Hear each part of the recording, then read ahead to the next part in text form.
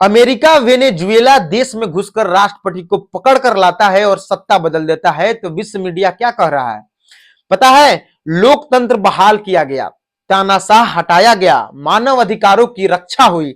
लेकिन यही काम अगर भारत अपनी सुरक्षा के लिए करे तो हेडलाइन बदल जाती है। भारत का आक्रामक रुख दक्षिण एशिया युद्ध के कगार पर, मोदी सरकार खतरे की जड़। जब ऑपरेशन सिंदूर के बाद भारत पाक तनाव बढ़ा था, तब आप याद कीजिए कई पश्चिमी मीडिया हाउस, पूरे विश्व का मीडिया क्या कह रहा था कि संयम दिखाइए, जबकि आतंकवादी हमले के शिकार भारतीय थे। पाकिस्तान के झूठे नैरेटिव को दोनों पक्ष बराबर की तरह पेश किया गया।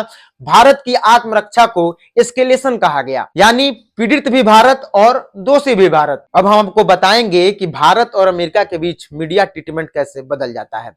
अगर अमेरिका किसी देश पर सैन्य कार्रवाई करे तो उसे फ्रीडम मिशन दिखाया जाता है, अगर वही काम भारत करे तो उसे एग्रेशन बताया जाता है।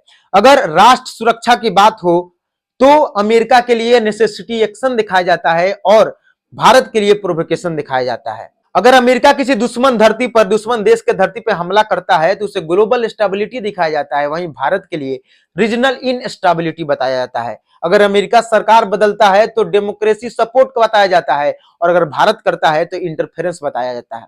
सच्चाई क्या है? सच्चाई यह है कि विश्व मीडिया निष्पक्ष नहीं है, शक्तिशाली है, नैरेटिव ताकत से तय होती है, न्याय से नहीं। अमेरिका बोले तो उसे ग्लोबल लीडर कहा जाता है और भारत बोले तो उसे उभरता हुआ खतरा बताया जाता है। सवाल यह नहीं है कि कौन सही है, सवाल यह है कि क्या दुनिया में नियम सबके लिए बराबर हैं या नियम सिर्फ ताकतवर के लिए नरम है। आज भारत चुपचाप यह सब देख रहा है, लेकिन इतिहास गवाह है कि जो राष्ट्र अपनी सच्चाई खुद नहीं बताता है, दुनिया उसकी कहानी अपने हिसाब से लिख देती है।